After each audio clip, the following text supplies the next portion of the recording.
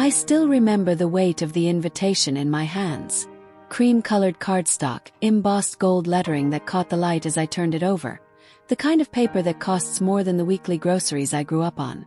The annual benefactors gala at the Harrington Museum of Art. My name, Renata Soares, written in elegant calligraphy. 7 years ago, I'd arrived in New York from a small town in Massachusetts where my parents ran a modest grocery store, working 16-hour days so I could be the first in our family to attend college. Now, at 32, I'd climbed far enough in the world of corporate philanthropy to receive this. An invitation to breathe the same air as America's elite for one evening. Are you actually going to this thing? My roommate Zoe leaned against the doorframe of our apartment kitchen, eyebrows raised as I stared at the invitation for the 5th time that day. I have to, I said, setting it down on our scratched counter. The foundation I'm representing donated enough to earn me a seat. It's networking, Zoe. The kind you can't get through LinkedIn. What I didn't tell her was how desperately I wanted to go. How I'd been preparing for this moment since I was the little girl who devoured business magazines in my parents' store, fascinated by the world of mahogany boardrooms and power plays that seemed galaxies away from our fluorescent-lit aisles. The evening of the gala arrived with unseasonable April rain. I stood before the mirror in our tiny bathroom, applying lipstick with a steady hand that betrayed none of my inner trembling. My dress, midnight blue, simple but elegant, had cost a month's worth of careful budgeting. I'd convinced myself it was an investment, like the degree hanging on my wall or the careful way I'd trained my voice to lose its regional accent. You look like you belong on a magazine cover, Zoe said, appearing behind me. I smiled, but we both knew what remained unspoken. Looking like you belong and actually belonging were entirely different currencies in New York. Just remember, she added, squeezing my shoulder. Half those people were born on third base thinking they hit a triple. The taxi dropped me off under the grand portico of the museum.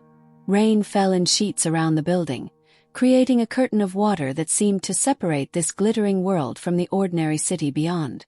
Doormen in formal attire guided guests inside with massive black umbrellas. I took a deep breath as one approached me, fixing a confident smile on my face. The same expression I'd practiced countless times before important meetings. Inside, the marble foyer opened up into a vast hall transformed for the evening. Crystal chandeliers hung like frozen fireworks, casting warm light over the sea of designer gowns and bespoke suits. The scent of lilies and expensive perfume hung in the air. A string quartet played something classical in the corner, the notes rising up to the vaulted ceiling decorated with Renaissance-inspired frescoes. I accepted a flute of champagne from a passing waiter, using the moment to scan the room. Every face seemed vaguely familiar from financial magazines or television interviews. The people who shaped markets with casual comments over breakfast, whose decisions impacted thousands of lives daily. First time, a voice beside me asked. I turned to find a woman in her 60s, elegant in understated black, watching me with knowing eyes. Is it that obvious? I laughed softly. Only because you're actually looking at the art. She nodded toward the Monet I'd been admiring between people watching. I'm Margaret Whitman. The name registered immediately. Chair of 3 major corporate boards, pioneer in an industry that still remained largely dominated by men. Renata Soares. I extended my hand, grateful when she shook it firmly. I'm with the Carson Foundation. Ah, Thomas's new project. Good man. Where were you before?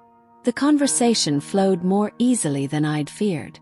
Margaret introduced me to several others, each introduction lending me a borrowed legitimacy that helped ease my path through the room.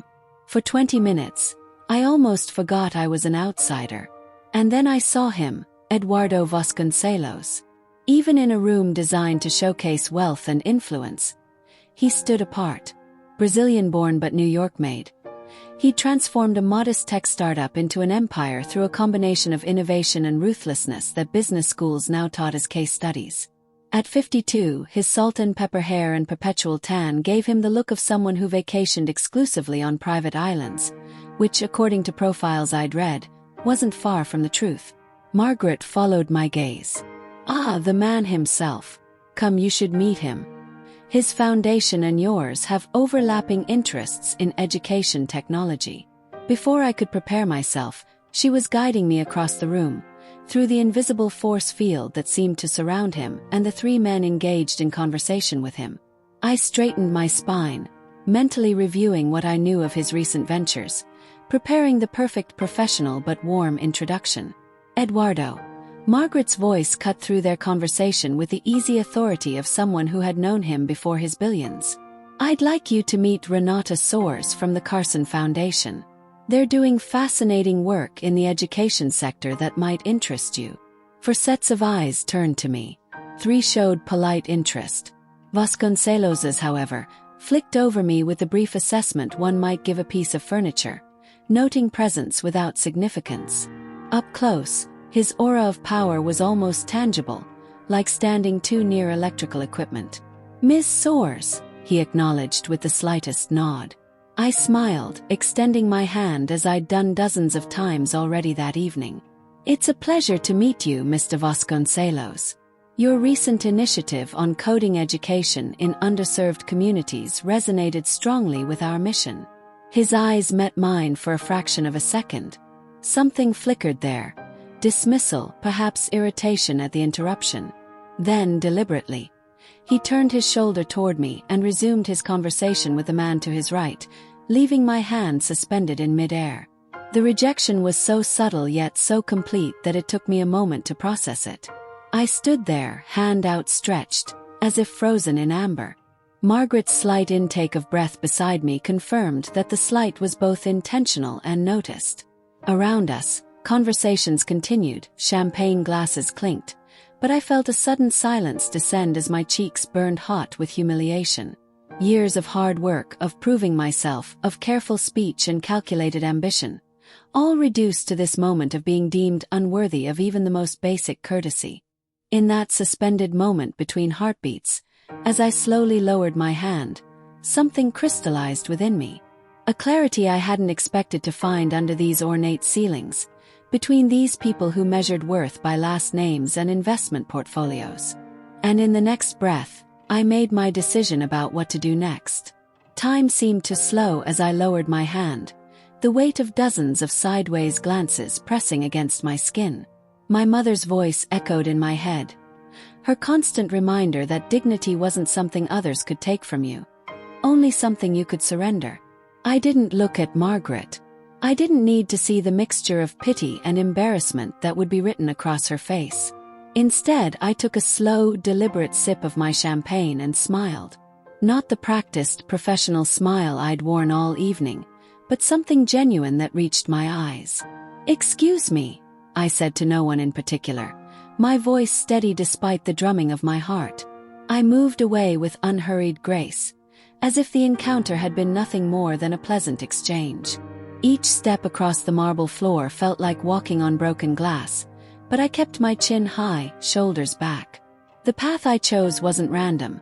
I was heading directly toward Christina Harlow, the museum's director and the evening's host.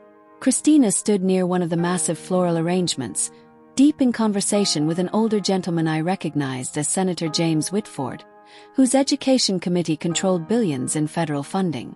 They both looked up as I approached. "Ms. Harlow," I said, extending my hand. "Renata Soares with the Carson Foundation. I wanted to personally thank you for including our organization in tonight's event.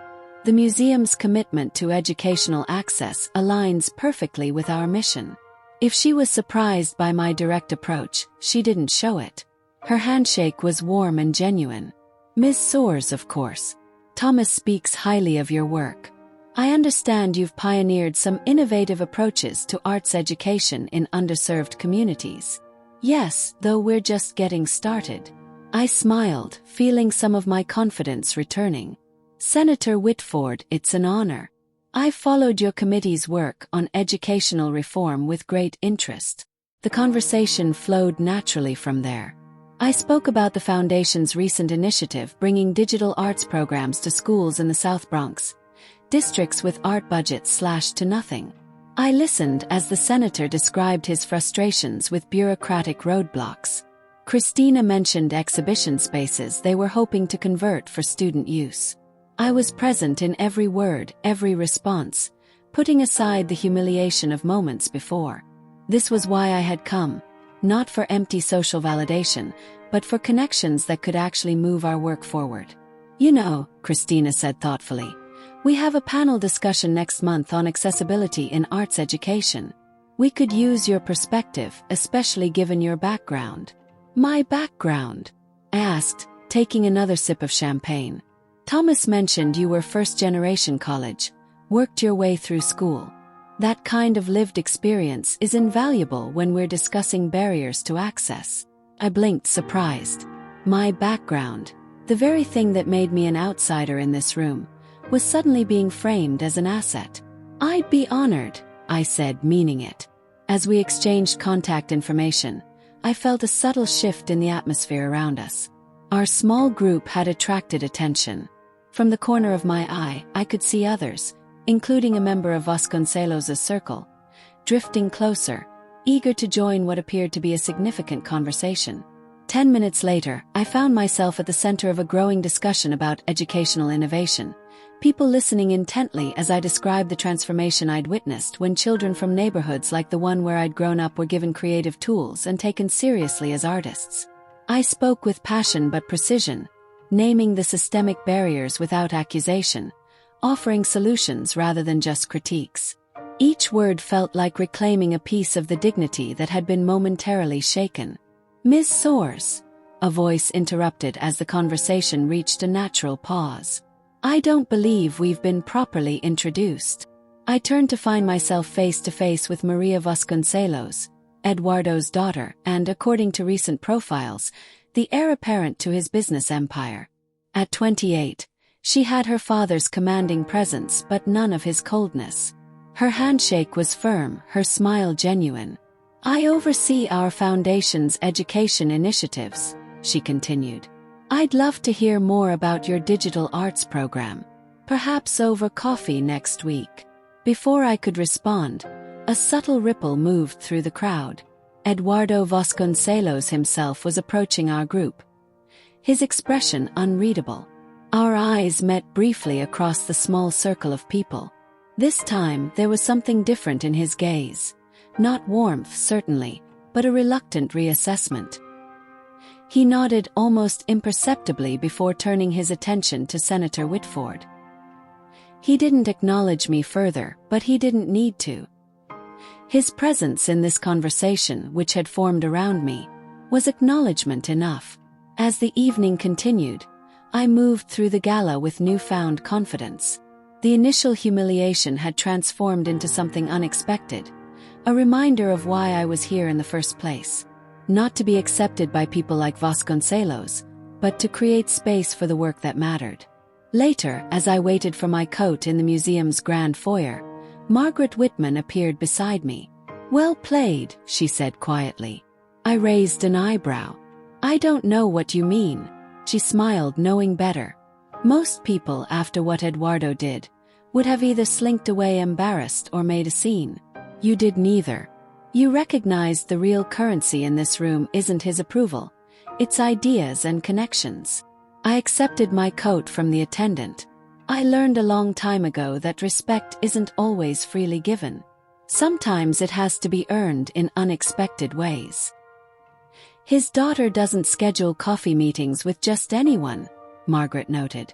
You've accomplished more tonight than most do in a dozen galas. Outside, the rain had stopped. The air smelled fresh and clean, washing away the heavy perfumes and politics of the evening. As I descended the museum steps, I pulled out my phone to call a taxi. A sleek black car pulled up to the curb, and the back window lowered. Maria Vasconcelos leaned out. Need a ride, Ms. Soares? I'm heading downtown. I hesitated only briefly before accepting. As I slid into the leather seat beside her, I realized this night had become something I never expected. Not an exercise in fitting in, but in standing out in the right way. Please, she said as the car pulled away from the curb. Call me Maria. I think this could be the beginning of an interesting partnership. I smiled, thinking of my outstretched hand in the air and the unexpected doors that had opened because of it. I think you might be right. 3 months after the gala, I stood in a glass-walled conference room high above Manhattan, concluding my presentation to the Vasconcelos Foundation Board.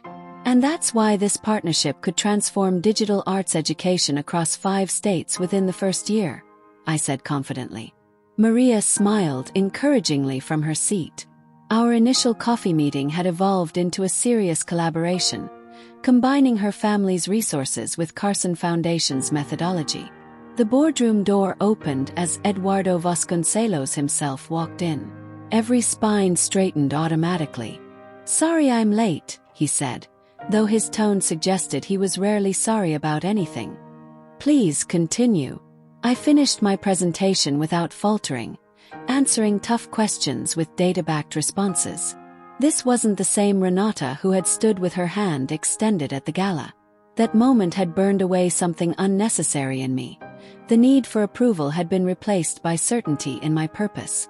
After the meeting, board members filed out. I was gathering my materials when I realized Eduardo hadn't left. He stood by the window, waiting for the room to clear. "Ms. Soares," he finally said, "do you have a moment?" Once seated, he studied me with his calculating gaze. "Maria speaks highly of you. She's not easily impressed." "She's exceptionally talented," I replied. "Your company will be in good hands with her leadership." A hint of surprise crossed his face at my directness. "You've created quite a ripple effect since the gala," he continued.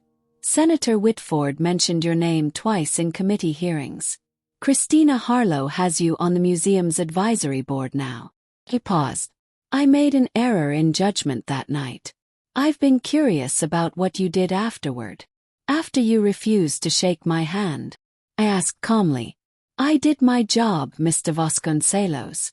I wasn't at the gala for social validation. I was there because 30,000 kids in underserved communities deserve the same opportunities others have had." I continued with complete honesty.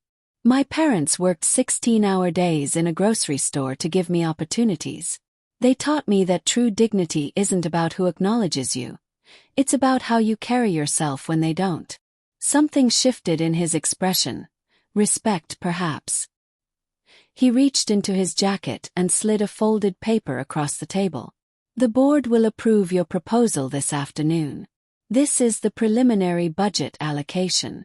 I unfolded it to find a figure 3 times what we'd requested. "Why?" I asked, genuinely puzzled.